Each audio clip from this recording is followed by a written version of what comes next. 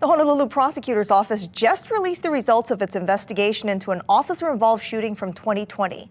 The investigation looked into whether two Honolulu police officers were in the right to open fire at a suspect. KITV4 Shanil Kabir has the details.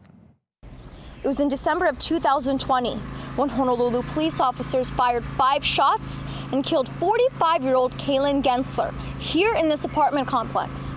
Gensler drove a Jeep towards the policemen when they tried to serve him a parole warrant, and one of the bullets struck Gensler in the head.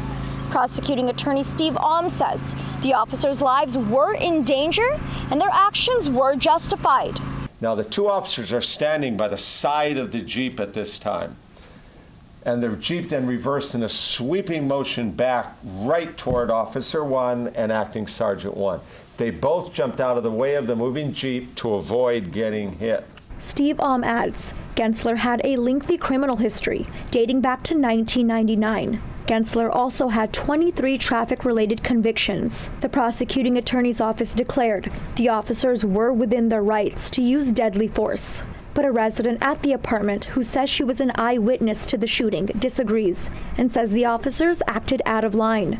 She asked to remain anonymous. The car rolled back, so his legs must have been on the gas pedal still yet after he was shot.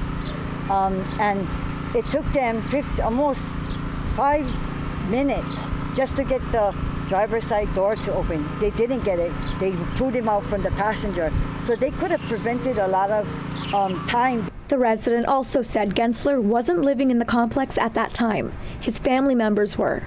She said she found it odd that officers tried to serve his warrant there. Pointed back to the rules people who are on probation and parole adhere to. He says incidents can be avoided when you comply with officers and turn yourself in when you do break the rules. Shanila Kabir, KITV4 Island News.